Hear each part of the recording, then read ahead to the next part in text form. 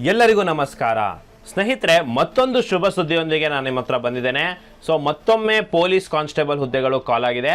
Sir, ಈಗ already ಇತ್ತೀಚೆಗೆ ಆಗಿತ್ತಲ್ವಾ sir ಅಂತಂದರೆ, ನೋಡಿ, ಪೊಲೀಸ್ ಕಾನ್ಸ್ಟೇಬಲಲ್ಲಿ ಹಲವಾರು ರೀತಿ ಇರುತ್ತೆ.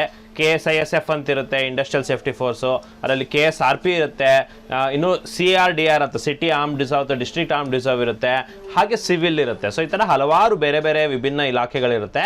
ಸೊ ಪೊಲೀಸ್ ಇಲಾಖೆ ಅಂಡರಲ್ಲೇ.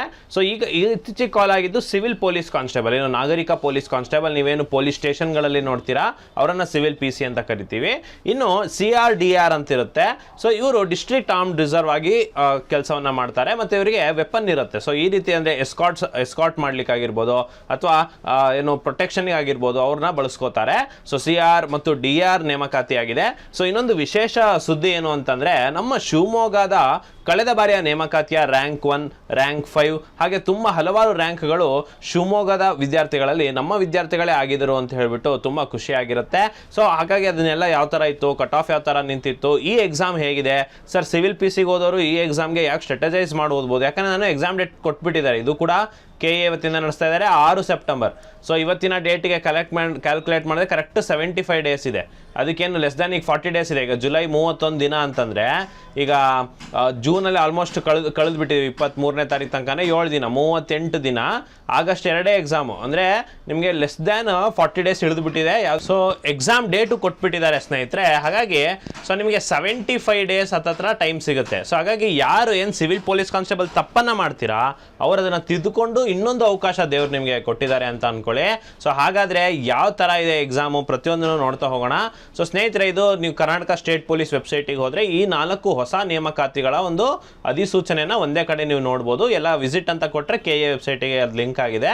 ಸೊ ನೀವು ನೋಡ್ಬೋದು, ಕಲ್ಯಾಣ ಕರ್ನಾಟಕ, ನಾನ್ ಕಲ್ಯಾಣ ಕರ್ನಾಟಕ ಇದೆ, ಸ್ಟಾರ್ಟ್ ಡೇಟು, ಎಂಡ್ ಡೇಟು ಎಲ್ಲದೂ ಇದೆ, last date of payment, online application link ಎಲ್ಲದೂ ಕೂಡ ಕೊಟ್ಬಿಟ್ಟಿದ್ದಾರೆ. ಇದು KSP ವೆಬ್ಸೈಟಿಗೆ ಹೋದರೆ ಹೊಸದಾಗಿ ಅಪ್ಡೇಷನ್ ಮಾಡಿರುವಂಥದ್ದು. ಸೊ ನೋಡಿ, civil police constable 3395 post, armed police constable non Kalyana ಕರ್ನಾಟಕಗೆ 1421 ಪೋಸ್ಟ್ಗಳು. ಸೊ ತುಂಬ ಅವಕಾಶ ಇದೆ. ಲಾಸ್ಟ್ ಟೈಮ್ಗಿಂತ ಈ ಸರಿ CRDR ಕಮ್ಮಿನೇ ಕರೆದಿರ್ಬೋದು, ಆದರೆ ನಿಮಗೆ 2 ಅವಕಾಶ ಸಿಗ್ತಿದೆ. ಇನ್ನೊಂದು ಸ್ವಲ್ಪ ದಿನಗಳಲ್ಲಿ ರಿಸರ್ವ್ ಪೊಲೀಸ್ ಕೂಡ ಕಾಲ್ ಆದರೆ 3 ಅವಕಾಶ ಸಿಗುತ್ತೆ. ದೇವರು ನಿಮಗೆ 3 ಅವಕಾಶ ಕೊಡ್ತಾ ಇದ್ದಾನೆ ಪೊಲೀಸ್ ಕಾನ್ಸ್ಟೇಬಲ್ ಆಗಲಿಕ್ಕೆ ಅಂತ ನೀವು ಅರ್ಥ ಮಾಡ್ಕೊಳ್ಬೇಕು. ಸೊ ಹಾಗಾದ್ರೆ ಎಷ್ಟು ದಿನ ಇದೆ ಅಂತ ಲೆಕ್ಕ ಹಿಡಿದ್ಬಿಟ್ರೆ, ಸೆಪ್ಟೆಂಬರ್ 6ನೇ ತಾರೀಕು ಎಕ್ಸಾಮ್ ಕೊಟ್ಟಿದ್ದಾರೆ. ಸೊ ಈ ಸೆಪ್ಟೆಂಬರಲ್ಲಿ 6 ಡೇಸ್ ಅಂತ ನಾನು ಜಸ್ಟ್ ಮೆನ್ಷನ್ ಮಾಡಿದ್ದೀನಿ. ನೀವು ನೋಡಿದರೆ ಈಗ ಜೂನ್, ಈ ವಿಡಿಯೋನ ರೆಕಾರ್ಡ್ ಮಾಡೋಕ್ಕೆ 7 ದಿನ ಉಳ್ಕೊಂಡಿದೆ. ಇನ್ನು ಜುಲೈಯಲ್ಲಿ 31 ದಿನ ಇದೆ, ಆಗಸ್ಟ್ನಲ್ಲಿ 31 ದಿನ ಇದೆ. ಸೊ ಒಟ್ಟಾರೆ ಈ 6 ಸೇರಿದ್ರೆ ಆ್ಯಕ್ಚುಲಿ ಈ ವಿಡಿಯೋ ಮಾಡೋ ಹೊತ್ತಿಗೆ 75 ದಿನಗಳ ಅವಕಾಶ ಇದೆ. ಸೊ ನಿಮ್ಗೆ ಇದರಲ್ಲಿ ಮಧ್ಯದಲ್ಲಿ ಆಗಸ್ಟ್ 2ನೇ ತಾರೀಕು ಸಿವಿಲ್ ಎಕ್ಸಾಮ್ ನಡೆದುಬಿಡುತ್ತೆ. ಸೊ ಸಿವಿಲ್ ಎಕ್ಸಾಮ್ ನಡೆಯೋದ್ರಿಂದ ನಿಮಗೆ ನೀವು ಇನ್ನೂ ಏನು ಕುಂದು ಕೊರತೆ ಇದೆ ಅಂತ ನೀವು ಅರ್ಥ ಮಾಡ್ಕೊಳ್ಬೋದು. ಮಾಡ್ಕೊಂಡು ಅಲ್ಲಿಂದ ಮತ್ತೆ ನಿಮಗೊಂದು 35 ಡೇಸ್ ಹತ್ತತ್ರ ಸಿಗುತ್ತೆ, ಏನಕ್ಕೆ ರೆಕ್ಟಿಫೈ ಮಾಡಲಿಕ್ಕೆ ಮಿಸ್ಟೇಕ್ಸನ್ನು. ಸೊ ಹಾಗಾಗಿ ಅಕಸ್ಮಾತ್ ಈಗ ರಿಸರ್ವ್ ಕರೆದ್ರೂ ಆಗಸ್ಟಿಗೆ ಇದಿದೆ, ಸೆಪ್ಟೆಂಬರಿಗೆ ಅದಿದೆ, ಸೊ ಅದು ಅಕ್ಟೋಬರಿಗೆ ಡೇಟ್ಸ್ ಕೊಡ್ಬೋದು ಅಂತ ಹೇಳ್ಬಿಟ್ಟು. ಸೊ ಹಾಗಾಗಿ ನಿಮಗೆ ಅವಕಾಶಗಳು ಇದ್ದಾವೆ. ಸೊ ಈ ಬಾರಿ ನೀವು ಅವಕಾಶವನ್ನು ಸದುಪಯೋಗ ಪಡ್ಕೊಂಡಿಲ್ಲ ಅಂದರೆ ಇನ್ನು ಯಾವಾಗ ಮಾಡ್ಕೊತೀರಾ ಅಂತ ಗೊತ್ತಿಲ್ಲ. ಯಾಕಂತಂದರೆ ತುಂಬ ಎಕ್ಸಾಮ್ಸ್ ಕಾಲ್ ಆಗ್ತಾ ಇರೋವಂಥದ್ದು. ಸೊ ನಾನು ಏನು ಹೇಳ್ತೀನಿ ಅಂದರೆ, ಸುಮಾರು ಜನ part time workers, gig week working ಮಾಡ್ತಾ ಇರ್ತೀರಾ. ಸೊ 1-2 ತಿಂಗಳು ನೀವು ಸ್ವಲ್ಪ ಡೆಡಿಕೇಶನ್ ಮಾಡಿ ಓದ್ಬಿಡಿ ಅಂತ. ಯಾಕಂದರೆ ಮತ್ತೆ ಈ ಅವಕಾಶಗಳು ಈ ಥರ ಹಲವಾರು 2 ಬಾರಿ 3 ಬಾರಿ ಅವಕಾಶ ಯಾವಾಗ ಸಿಗುತ್ತೆ ಅಂತ ಗೊತ್ತಿಲ್ಲ. ಸೊ ಹಾಗಾಗಿ ಓದ್ಕೊಳ್ಳಿ ಅಂತ ಹೇಳ್ತಾ, ಸೊ ನೇಮಕಾತಿ ಅಧಿಸೂಚನೆಯನ್ನು ಎಕ್ಸ್ಪ್ಲೇನ್ ಮಾಡೋದಾದರೆ, ಸೊ ಸ್ನೇಹಿತರೆ, ಕರ್ನಾಟಕ ರಾಜ್ಯ ಸರ್ಕಾರದಲ್ಲಿ ಇಲಾಖೆಯಲ್ಲಿ ಇರುವಂತಹ ಪೊಲೀಸ್ ಕಾನ್ಸ್ಟೇಬಲ್ CRDR ಹುದ್ದೆಗಳಿಗೆ ಸೊ ಲಿಖಿತ ಪರೀಕ್ಷೆಗೆ ಅರ್ಜಿ ಆಹ್ವಾನ ಮಾಡಿದ್ದಾರೆ. ಸೊ ನೀವು ನೋಡ್ತಾ ಇರ್ಬೋದು. ಸೊ ಇದು ಎಲ್ಲ ರೀತಿ ಏನು ಇದಕ್ಕೆ ಒಳಪಟ್ಟಿರುತ್ತೆ. ಎಷ್ಟು ಪೋಸ್ಟ್ ಇದಾವಪ್ಪ ಅಂದರೆ 1421 ಉಳಿಕೆ ಮೂಲ ವೃಂದದಲ್ಲಿ ಕಲ್ಯಾಣ ಕರ್ನಾಟಕದಲ್ಲಿ ಸಪ್ರೇಟ್ ಇದೆ. ಸೊ ಇಲ್ಲಿ 37,500ದಿಂದ 76,100 ಏನು ವೇತನ ಇರುತ್ತೆ ಇವರಿಗೆ. ಇನ್ನು ಇದಕ್ಕೆ ಮುಂಚೆ SSLC ಇರ್ತಿತ್ತು ಸ್ನೇಹಿತರೆ. ಸೊ ಸುಮಾರು ಜನ SSLC ವಿದ್ಯಾರ್ಥಿಗಳು ಅಪ್ಲೈ ಮಾಡಿದರೆ, ಸೊ ಈ ಬಾರಿಯಿಂದ ಏನು ಮಾಡಿದ್ದಾರೆ, PUC ಅಥವಾ ತತ್ಸಮಾನ ವಿದ್ಯಾರ್ಹತೆ ಮಾಡಿದ್ದಾರೆ. ಸೊ PUC ಅಂದರೆ ಸರ್ ಡಿಪ್ಲೊಮಾ ಸ್ಟೂಡೆಂಟ್ಸ್ ಅಪ್ಲೈ ಮಾಡ್ಬೋದಾ, ಸರಿ ITI ಮಾಡಿದವ್ರು ಅಪ್ಲೈ ಮಾಡ್ಬೋದಾ, ಈ ಥರ ತುಂಬ ಜನ ಡೌಟ್ಸ್ ಕೇಳ್ತಿರ್ತೀರ. ನೋಡಿ, ತುಂಬ ಸಿಂಪಲ್ ಇದೆ. ನೋಡಿ, PUC ಓದಿರಬೇಕು ಇಲ್ವಾ, CBSE ಅಥವಾ ICSE ಮಂಡಳಿಯಲ್ಲಿ 12ನೇ ಕ್ಲಾಸ್ ತರಗತಿ ಪಾಸ್ ಮಾಡಿರಬೇಕು.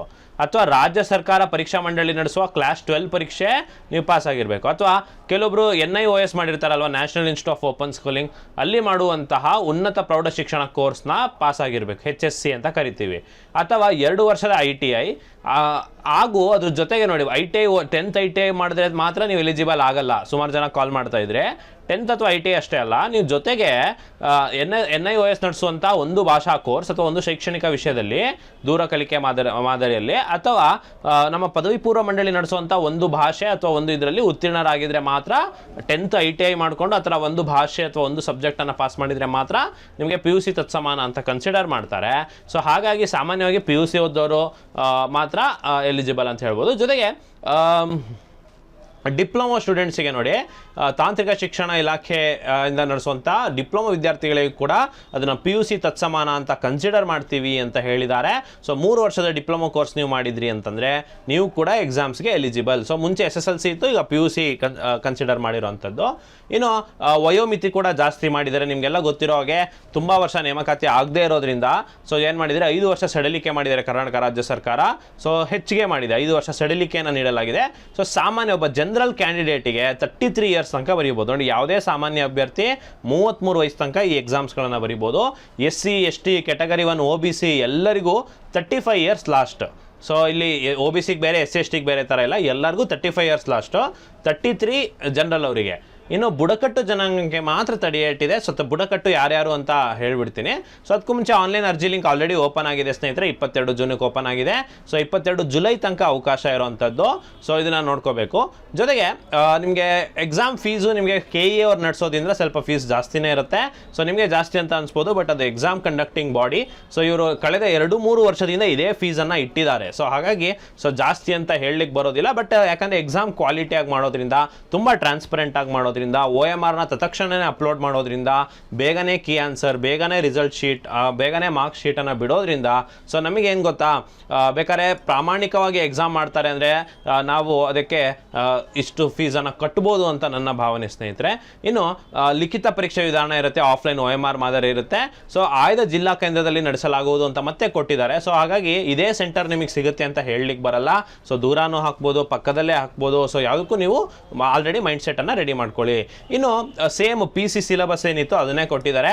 ಸಾಮಾನ್ಯ ಜ್ಞಾನ ಇದೆ, ವಿಜ್ಞಾನ ಇದೆ, ಸೈನ್ಸ್ ಇದೆ, GK ಇದೆ, ಜಿಯೋಗ್ರಫಿ ಇದೆ, ಹಿಸ್ಟ್ರಿ ಇದೆ, ಕಾನ್ಸ್ಟಿಟ್ಯೂಷನ್ ಇದೆ, ಇಂಡಿಯನ್ ನ್ಯಾಷನಲ್ ಮೂವ್ಮೆಂಟನ್ನು ಸಪ್ರೇಟಾಗಿ ಮೆನ್ಷನ್ ಮಾಡಿದ್ದಾರೆ. ಮಾನಸಿಕ ಸಾಮರ್ಥ್ಯ ಅಂದರೆ ಮೆಂಟಲ್ ಅಬಿಲಿಟಿ ಇದೆ, ಹಾಗೆ ಎಥಿಕ್ಸ್ ಇದೆ, ನೈತಿಕ ಶಿಕ್ಷಣ ಒಳಗೊಂಡ GK ಅಂತ ಹೇಳ್ಬಿಟ್ಟಿದೆ. 100 ಕ್ವಶನ್ 100 ಮಾರ್ಕ್ಸ್, 1 ಗಂಟೆ 90 ನಿಮಿಷ. ಎಕ್ಸಾಮ್ ಟೈಮ್ನ ಆಲ್ರೆಡಿ ಕೊಟ್ಬಿಟ್ಟಿದ್ದಾರೆ. 6 ಸೆಪ್ಟೆಂಬರ್ 2026 10:30ಯಿಂದ 12 ಗಂಟೆ ತನಕ ಅವಕಾಶ ಇರುತ್ತೆ. ಇನ್ನು ದೇಹದಾಢ್ಯತೆ ಮತ್ತು ಸಹಿಷ್ಣುತೆ ಪರೀಕ್ಷೆ ಇರುತ್ತೆ. ಅದಕ್ಕೆ 1:5 ಪಟ್ಟಿಯಲ್ಲಿ ಯಾರು ಎಕ್ಸಾಮ್ಸ್ನ ಬರೀತಾರೆ, ಒಂದು ಪೋಸ್ಟಿಗೆ 5 ಪೋಸ್ಟ್ ಥರ 5 ಜನನ ಏನು ಮಾಡ್ತಾರೆ ಅವ್ರಿಗೆ ಕರ್ಕೊಳ್ತಾರೆ. ಸೊ PST ಮತ್ತು PET ಫಿಸಿಕಲ್ ಸ್ಟ್ಯಾಂಡರ್ಡ್ ಟೆಸ್ಟ್ ಮತ್ತು ಫಿಸಿಕಲ್ ಎಂಡೂರೆನ್ಸ್ ಟೆಸ್ಟ್ ಅವರಿಗೆ ಇರುತ್ತೆ. ಸೊ ಫಿಸಿಕಲ್ ಸ್ಟ್ಯಾಂಡರ್ಡ್ ಅಂತಂದರೆ ಪುರುಷರಿಗೆ ಕನಿಷ್ಠ 168 ಸೆಂಟಿಮೀಟರ್ ಬೇಕು. ಸರ್ ನಾನು 165 ಇದ್ದೀನಿ, 166 ಇದ್ದೀನಿ, ಜಾಸ್ತಿ ಕೂದಲು ಬಿಡ್ತೀನಿ, ಆಗುತ್ತಾ ಅಂದರೆ ಇಲ್ಲ ಸ್ನೇಹಿತರೆ. ಯಾಕೊತ್ತಾ, ತುಂಬ ಸ್ಟ್ರಿಕ್ಟ್ ಫುಲ್ ಇರುತ್ತೆ. ಯಾಕೆಂದರೆ DG IGP ರ್ಯಾಂಕ್ ಇರೋಂಥವ್ರೆ ನೇಮಕಾತಿಗಳಿಗೆ ಇವಾಗ ಭಾಗವಹಿಸ್ತಾರೆ. ಒಂದು ಮತ್ತು ಕೆಲವೊಂದು ಈಗ ಮಂಗಳೂರಾಗಿರ್ಬೋದು ಅಥವಾ ಬೇರೆ ಜಿಲ್ಲೆಗಾದರೆ ಸ್ವಲ್ಪ ಲಿಬ್ರಲ್ ಇರುತ್ತೆ ಅಂತಂದರೆ ನೋಡಿ, ಎಲ್ಲೋದ್ರೂ ಕೂಡ ನೀವು ಕರೆಕ್ಟ್ ಹೈಟ್ ಇದ್ದೀರಾ ಅಂದರೆ ಮಾತ್ರ ನಿಮ್ಮನ್ನ ಕನ್ಸಿಡರ್ ಮಾಡ್ತಾರೆ. ಯಾಕಂದರೆ ನೀವು ನಾರ್ಮಲಾಗಿ ಮೆಷರ್ ಮಾಡೋ ಸ್ಕೇಲ್ ಬೇರೆ ಇರುತ್ತೆ, ಫಿಸಿಕಲ್ ಸ್ಟ್ಯಾಂಡರ್ಡ್ ಟೆಸ್ಟಿಗೆ ಮಾಡುವಂಥ ಸ್ಕೇಲ್ ಬೇರೆ ಇರುತ್ತೆ. ಸೊ ಅದೇ ಹೈಟ್ ಇದ್ದರೆ = ಅಥವಾ ಗ್ರೇಟರ್ ದೆನ್ 168 ಸೆಂಟಿಮೀಟರ್ ಇದ್ದರೆ ಮಾತ್ರ ಅಪ್ಲೈ ಮಾಡಿ. ಹಾಗೆ ಸುತ್ತಳತೆ 86 ಮಿನಿಮಮ್ ಇರಬೇಕು. ನಾವು ಉಸಿರು ಹೇಳ್ಕೊಂಡಾಗ 5 ಸೆಂಟಿಮೀಟರ್ ಕನಿಷ್ಠ ವಿಸ್ತರಣೆ ಆಗಬೇಕಂತ ಹೇಳಿ. ಹಾಗೆ ಅರಣ್ಯ ಅವರಿಗೆ ಸ್ವಲ್ಪ ಹೈಟ್ ಕಮ್ಮಿ ಕೊಟ್ಟಿದ್ದಾರೆ. ಬುಡಕಟ್ಟು ಅವ್ರು ಯಾರ್ಯಾರು ಬುಡಕಟ್ಟು ಅಂತ ಹೇಳ್ತೀನಿ. ಸೊ ಬುಡಕಟ್ಟು ಅಂತ ಅವಾಗ್ಲಿಂದ ಮೆನ್ಷನ್ ಮಾಡ್ತಿರೋದ್ರಿಂದ ಬುಡಕಟ್ಟು ಯಾರು ಅಂತಂದ್ರೆ ನೋಡಿ, ಉತ್ತರ ಕರ್ನಾಟಕ, ಕಾರವಾರ, ದಕ್ಷಿಣ ಕನ್ನಡ, ಮಂಗಳೂರು, ಉಡುಪಿ, ಚಿಕ್ಕಮಗಳೂರು, ಕೊಡಗು, ಚಾಮರಾಜನಗರ, ಮೈಸೂರು ಅರಣ್ಯಗಳಲ್ಲಿ ವಾಸವಿರುವಂತಹ ಸಿದ್ದಿಗರು, ಜೇನು ಕುರುಬರು, ಕಾಡು ಕುರುಬರು, ಹಾಗೆ ಸೋಲಿಗರು, ಕುಡಿಯ, ಗೌಡ್ಲು, ಹಸಲೂರು, ಮಲೈ ಕುಡಿಯ ಮತ್ತು ಕೊರಗ ಬುಡಕಟ್ಟು ಸಮುದಾಯದವರು, ಇವ್ರನ್ನೆಲ್ಲ ಕರ್ನಾಟಕದ ಅರಣ್ಯ ಬುಡಕಟ್ಟು ಜನ ಅಂತ ಕನ್ಸಿಡರ್ ಮಾಡಿ 38 ವಯಸ್ಸು ತನಕ ವಯೋಮಿತಿ ಕೊಟ್ಟು 155 ಸೆಂಟಿಮೀಟರ್ ಅವರಿಗೆ ಎಳತೆನ ಕಮ್ಮಿ ಮಾಡಿರುವಂಥದ್ದು. ಇನ್ನು ಪುರುಷ ಅಭ್ಯರ್ಥಿಗಳಿಗೆ ಇದು ನೋಡಿ, ಮತ್ತು ಇನ್ನೊಂದು ನೀವು ಅಬ್ಸರ್ವ್ ಮಾಡಿದರೆ ಯಾವುದೇ ರೀತಿ ಮಹಿಳೆ ಬಗ್ಗೆ ಇವ್ರು ಮೆನ್ಷನ್ ಮಾಡ್ತಾ ಇಲ್ಲ.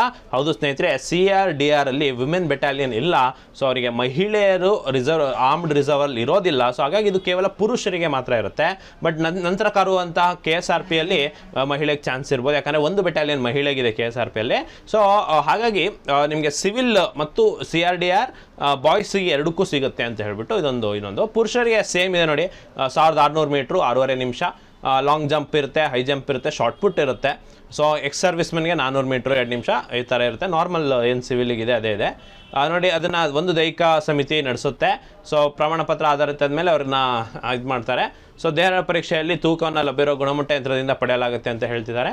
ಸೊ ಅದಾದಮೇಲೆ 1:2 ಅನುಪಾತದಲ್ಲಿ ಶಾರ್ಟ್ ಲಿಸ್ಟನ್ನು ಮಾಡ್ತಾರೆ. ಸೊ ನಂತರ ಮೆಡಿಕಲನ್ನು ಮಾಡ್ತಾರೆ. ಸೊ ಸುಮಾರು ಜನ ಮೆಡಿಕಲಲ್ಲಿ ಫೇಲ್ ಆಗೋದು ಕೂಡ ಇದೆ. ಸೊ ಎಲ್ಲವನ್ನು ಮಾಡಾದ್ಮೇಲೆ ನೋಡಿ ಐಸೈಟ್ ಸುಮಾರು ಜನ ಕಾಲ್ ಮಾಡ್ತಿದ್ರಿ, ಸರ್ ನಂಗೆ ಕನ್ನಡಕ ಇದೆ ನಂಗೆ ಬರುತ್ತಾ, ಸರ್ ನನಗೆ ಲೆನ್ಸ್ ಹಾಕೊಂಡಿದ್ದೀನಿ ಬರುತ್ತಾ ನೋಡಿ. ಸರ್ ಸಿಂಪಲ್ ನೋಡಿ, ಉತ್ತಮ 6/9 ಅಥವಾ ಕನಿಷ್ಠ 6/9 ನಿಮಗೆ ಇರಬೇಕು, with glasses without glasses. So ನಿಮಗೆ ಇಲ್ಲಿ ಕೊಟ್ಟಿರ್ತಾರೆ. ಸೊ ಹಾಗಾಗಿ ಇದನ್ನೊಂಚೂರು ನೀವು ಟೆಸ್ಟ್ ಮಾಡಿಸ್ಕೋಬೇಕಾಗತ್ತೆ. ಸೊ ಹತ್ತಿರದ ಐ ಕ್ಲಿನಿಕ್ಕಿಗೆ ಹೋಗಿ ಟೆಸ್ಟ್ ಮಾಡ್ಕೊಂಡು ಕನ್ನಡಕ ಸಹಿತ ಅಥವಾ ಕನ್ನಡಕವಿಲ್ಲದೆ ಕೆಳಗೆ ಕಾಣಿಸಿದ ದರ್ಜೆ ಸಮೀಪ ಮತ್ತು ದೂರದ ದೃಷ್ಟಿ ಹೊಂದಿರಬೇಕು ಅಂತ ಹೇಳ್ಬಿಟ್ಟು ಕೊಟ್ಟಿದ್ದಾರೆ. ಸೊ ಈ 6/9 ಅನ್ನು ನೆನಪಲ್ಲಿ ಇಟ್ಕೊಳ್ಳಿ, ಅಷ್ಟು ನಿಮಗೆ ಬರ್ತಾ ಇದೆ. ವಿತ್ ಕನ್ನಡಕ ಸಹಿತ ಅಥವಾ ರಹಿತ ಅಂದರೆ ನೀವು ಎಲಿಜಿಬಲ್ ಅಂತ ನೋಡಿ. ಸಂಪೂರ್ಣ ಕ್ಷೇತ್ರ ದೃಷ್ಟಿ ಹೊಂದಿರಬೇಕು. ವರ್ಣಾಂಧತೆ ಅಂದರೆ ಕಲರ್ ಬ್ಲೈಂಡ್ನೆಸ್ ಅಂತ ಆಗಿರ್ಬೋದು, ಮೆಳ್ಳುಗಣ್ಣು ಅಥವಾ ಯಾವುದೇ ಕಣ್ಣಿನ ಅಥವಾ ರೆಪ್ಪೆ ವಿಕೃತ ಸ್ಥಿತಿಯನ್ನು ಅನರ್ಹತೆಯನ್ನು ಪರಿಗಣಿಸಲಾಗುವುದು. ಸೊ ನಿಮಗೆ ನೈಟ್ ಬ್ಲೈಂಡ್ನೆಸ್, ಕಲರ್ ಬ್ಲೈಂಡ್ನೆಸ್ ಈ ಥರ ಏನಾದರೂ ಇದ್ದರೆ ಕನ್ಸಿಡರ್ ಮಾಡಲ್ಲ. ಬಟ್ ಐಸೈಟ್ ಇದ್ದು ಕೂಡ ಈ ಒಂದು ಕನಿಷ್ಠ ಏನು ಕೊಟ್ಟಿದ್ದಾರಲ್ವ ಅದನ್ನು ನೀವು ಮೀರ್ತಾ ಇದ್ದೀರಾ ಅಂದರೆ ನೀವು ಅಕ್ಸೆಪ್ಟೇಬಲ್ ಅಂತ. ಅದು ಬಿಟ್ಟು ಇಯರ್ ಟೆಸ್ಟ್ ಇದೆ, ಮತ್ತು ಎಕ್ಸ್ರೇ, ಚೆಸ್ಟ್ ಎಕ್ಸ್ರೇ ಬೇಕಾಗತ್ತೆ. ಆಮೇಲೆ ಇನ್ನೊಂದೇನೆಂದರೆ ಸ್ಪೀಚ್ ಇಂಪಿಡಿಮೆಂಟ್ ಇರಬಾರ್ದು, ಅಂದರೆ ಮಾತಿನಲ್ಲಿ ಅಡಚಣೆ ಸಹ ಅನರ್ಹತೆ ಆಗುತ್ತೆ ಅಂತ ಹೇಳ್ಬಿಟ್ಟು. ಸೊ ಸುಮಾರು ಜನ ತೊದಲುತ್ತಾರೆ, ಅಂಥವರಿಗೆಲ್ಲ ಅವಕಾಶ ಇರೋದಿಲ್ಲ ಅಂತ ಹೇಳ್ಬಿಟ್ಟು. ಇನ್ನು ಪೋಸ್ಟ್ಗಳ ಬಗ್ಗೆ ನೋಡೋದಾದ್ರೆ ಸ್ನೇಹಿತರೆ, ಅಗೇನ್ ಅತಿ ಹೆಚ್ಚು ಪೋಸ್ಟ್ ಬೆಂಗಳೂರಿಗೆ ಇರುವಂಥದ್ದು 939 ಪ್ಲಸ್ 10 ಪೋಸ್ಟ್ ಇದೆ ಅಂತ. ಸೊ ಈ 10 ಪೋಸ್ಟ್ ಮುಂದೆ ಸ್ಟಾರ್ ಯಾಕೆ ಕೊಟ್ಟಿದ್ದಾರೆ ಅಂತ ಹೇಳ್ಬಿಡ್ತೀನಿ. ಸೊ ನೋಡಿ, ಪರಿಶಿಷ್ಟ ಜಾತಿ ಏನು ಒಳ ಮೀಸಲಾತಿ ಮಾಡಿದ್ದಾರೆ ABC ಅಂತ. ಅದರಲ್ಲಿ ಸಿಯಲ್ಲಿ ಲಂಬಾಣಿ, ಬೋವಿ ಈ ಥರ ಜಾತಿಗಳು ಬರ್ತಾವೆ. ಸೊ ಅವರು ಸ್ವಲ್ಪ ಆರ್ಥಿಕವಾಗಿ ಮತ್ತು ಬೇರೆ ರೀತಿಯಲ್ಲಿ ಸ್ವಲ್ಪ ಉತ್ತಮವಾಗಿರೋದ್ರಿಂದ ಸೊ ಪರಿಶಿಷ್ಟ ಜಾತಿ ಗ್ರೂಪ್ ಸಿ ಅಲ್ಲಿ ಸೊ ಅವ್ರಕ್ಕಿಂತ ಹಿಂದುಳಿದ ಅಂತ 59 ಜಾತಿಗೆ ಹೆಚ್ಚು ಆದ್ಯತೆ ಕೊಡಬೇಕು ಅಂತ ಅನ್ನೋ ವಿಷಯಕ್ಕೆ ಸ್ಟಾರನ್ನು ಕೊಟ್ಟಿರ್ತಾರೆ. ಸೊ ಇಲ್ಲಿ ನೀವು ಗಮನಿಸ್ಬೋದು, ಅದು ಒಂದಕ್ಕೆ ಮಾತ್ರ ಸ್ಟಾರ್ ಇದೆ. 19+5 ಅಂತ, ಅದರಲ್ಲಿ 7+3 ಈ ಥರ ಇದೆ. ಒಟ್ಟಾರೆ 32+10. ಸೊ ಈ 10 ಸ್ಟಾರ್ ಏನಪ್ಪ ಅಂದರೆ ಆ 10 ಪರ್ಟಿಕ್ಯುಲರ್ಲಿ 59 ಏನು ಹಿಂದುಳಿದ ಜಾತಿಗಳಿದ್ದಾವೆ ಪ್ರವರ್ಗ ಸಿ ಅಲ್ಲಿ, ಅವರಿಗೆ ಹೆಚ್ಚು ಆದ್ಯತೆಯನ್ನು ಕೊಡ್ತೀವಿ ಅಂತ. ಸೊ 32 ಪೋಸ್ಟು ಇತರೆ SC ಅವರಿಗೆ ಕೊಡ್ತೀವಿ, ಗ್ರೂಪ್ ಸಿ ಅಲ್ಲಿರೋರಿಗೆ ಅಂತ ಆಗುತ್ತೆ. ಸೊ 949 ಪೋಸ್ಟ್ ಹಂಗೆ ನೋಡೋದಾದರೆ ಈ ಬಾರಿ ಕರೆದಿರೋಂಥದ್ದು ಬೆಂಗಳೂರು ನಗರದಲ್ಲಿ. ಇನ್ನು ಶಿವಮೊಗ್ಗ ಜಿಲ್ಲೆ ನೋಡಿದ್ರೆ ಇದು ಕೂಡ ಜಾಸ್ತಿನೇ ಇದೆ ಪೋಸ್ಟ್ ಸ್ನೇಹಿತರೆ. ಸೊ ನೀವು ನೋಡ್ಬೋದು, ಸಾಮಾನ್ಯ ಅರ್ಹತೆಗೆ 17 ಪೋಸ್ಟ್ ಇದೆ. ಇನ್ನು ಕೆಟಗರಿ ಸಿ 1+1 ಇರೋವಂಥದ್ದು, ಅಂದರೆ 2 ಪೋಸ್ಟ್ ಇರೋವಂಥದ್ದು. ಒಟ್ಟಾರೆ 60 ಪೋಸ್ಟ್ ಇದೆ ಶಿವಮೊಗ್ಗ ಜಿಲ್ಲೆಯಲ್ಲಿ. ಒಳ್ಳೆ ಪೋಸ್ಟ್ ಅಂತಲೇ ಹೇಳ್ಬೋದು, ಜಾಸ್ತಿನೇ ಕರೆದಿದ್ದಾರೆ. ಸೊ ನೀವು ಶಿವಮೊಗ್ಗ ಜಿಲ್ಲೆ ನೀವು ಈಗ 2 ಎಕ್ಸಾಮ್ ಇರೋದ್ರಿಂದ ಸುಮಾರು ಜನಕ್ಕೆ ಯಾವ ಜಿಲ್ಲೆ ಹಾಕೋದಂತ ಡೌಟ್ ಆದರೆ ಸೊ ಒಂದು ಹೋಮ್ ಜಿಲ್ಲೆ ಹಾಕ್ಕೊಳ್ಳಿ, ಇನ್ನೊಂದನ್ನು ನಿಮಗೆ ಯಾವುದು ಜಾಸ್ತಿ ಪೋಸ್ಟ್ ಇದೆ ಅಂತ ಅದಕ್ಕೆ ಅನಿಸುತ್ತೆ ಅದನ್ನು ಹಾಕ್ಕೊಳ್ಳಿ. ಸೊ ಇನ್ನು ನಾನು ಕಳೆದ ಬಾರಿ ಕಟ್ ಆಫ್ದು ಒಂದು ತೆಗ್ದೀನಿ. ಸೊ ಇದು ತುಂಬ ಖುಷಿಯಾದ ವಿಚಾರ ಏನಂದರೆ ಇಲ್ಲಿ Girish Kumar 82.2 last time Shivamogga highest marks. So ಇವರು ನಮ್ಮ ಅಚೀವರ್ ಸಂಸ್ಥೆಯ ಲೈಬ್ರರಿಯಲ್ಲಿದ್ದಂಥ ವಿದ್ಯಾರ್ಥಿ. ಸೊ ಇವರು ನಾವು ನಡೆಸುವಂಥ ಸಂಡೇ ಪರೀಕ್ಷೆ ಅಂತ ಈಗಲೂ ಕೂಡ ನಡೆಸ್ತಾ ಇದ್ದೇವೆ. ಸೊ ಸುಮಾರು ಜನ ಕೇಳ್ತಾ ಇದ್ದೀರಾ. ಸೊ ಹೊರಗಡೆ ಇರೋರೆಲ್ಲ ವಿದ್ಯಾರ್ಥಿಗಳು ಬಂದು ಬರೀಬೋದು. ಸೊ ಸಂಡೇ ಪರೀಕ್ಷೆಯಲ್ಲಿ ಒಂದು ಸಂಡೇ ಪರೀಕ್ಷೆ ಮಿಸ್ ಮಾಡದೆ ಬರೆದಂಥ ವಿದ್ಯಾರ್ಥಿ. ಸೊ ಶಿವಮೊಗ್ಗ ಜಿಲ್ಲೆಗೆ ನಂಬರ್ 1 ರ್ಯಾಂಕನ್ನು ತೆಗೆದುಬಿಟ್ಟು ಅವರು ನೇಮಕಾತಿ ಆದಂಥವ್ರು. ಇನ್ನು ಪವನ್ ಪಿ ಅಂತ ಹೇಳ್ಬಿಟ್ಟು ಇದು ಇನ್ನು ಬಿಫೋರ್ ಫಿಸಿಕಲ್ ಲಿಸ್ಟ್, ಇದು ಆಫ್ಟರ್ ಫಿಸಿಕಲ್ 5ನೇ ರ್ಯಾಂಕ್ ಪವನ್ ಪಿ ಅಂತ, ಅವರು ನಮ್ಮ ವಿದ್ಯಾರ್ಥಿ. ಸೊ ಈ ರೀತಿ ತುಂಬ ಒಳ್ಳೊಳ್ಳೆಯ ರ್ಯಾಂಕನ್ನು ತಕ್ಕೊಟ್ಟಿದ್ದಾರೆ ನಮ್ಮ ವಿದ್ಯಾರ್ಥಿಗಳು. ಸೊ ಈಗ ನಿಮಗೂ ಕೂಡ ಅವಕಾಶ ಇದೆ ಸ್ನೇಹಿತರೆ. ಇನ್ನೊಂದು, ಸುಮಾರು ಜನ ಸರ್ ವೆಬ್ಸೈಟ್ ತುಂಬ ಪ್ರಾಬ್ಲಮ್ ಇದೆ ಸರ್, ಉಪ್ಸ್ ಎರರ್ ಅಂತ ಬರ್ತಾ ಇದೆ ಅಂತ ಹೇಳ್ತಿರೋರಿಗೆ ನೋಡಿ, ಈ ಬಾರಿ ಏನು ಮಾಡಿಬಿಟ್ಟಿದ್ದಾರೆ, ಹೊಸ ಥರದ್ದೇನು ನಮ್ಮ CET ನೀಟಿಗೆ ಮತ್ತು PGCET ಡಿಪ್ಲೊಮಾ CETಗೆ ಮಾಡ್ತಾರಲ್ವ ಆ ಥರದ್ದು ಒಂದು ಮಾಡಿದ್ದಾರೆ. ಸಿವಿಲ್ PC ಡಿಫ್ರೆಂಟ್ ಆಗಿತ್ತು, ಬಟ್ APCಗೆ ತುಂಬ ಚೆನ್ನಾಗಿ ಮಾಡಿರೋವಂಥದ್ದು. ಸೊ ಹಾಗಾಗಿ ಈ ಸರಿ ಏನು ಸರ್ವರ್ ಇಶ್ಯೂ ಬರಲ್ಲ ಅಂತ ಅನ್ಕೊತೀನಿ. ಇನ್ನು ಸ್ನೇಹಿತರೆ, ಅಚೀವರ್ ಸಂಸ್ಥೆಯ ವಾಟ್ಸಪ್ ಚಾನಲ್ ಅಥವಾ ಟೆಲಿಗ್ರಾಮ್ ಚಾನಲ್ಗೆ ನೀವು ಇನ್ನೂ ಜಾಯ್ನ್ ಆಗಿಲ್ಲ ಅಂದರೆ ಆಗಿ. ಸೊ ಸಂಡೇ ಪೇಪರ್ ಇರುತ್ತೆ. ಸೊ ಏನೇ ಮಾಹಿತಿ ಇದ್ರೂ ಇದರಲ್ಲಿ ಕೊಡ್ತಾ ಇರ್ತೀವಿ.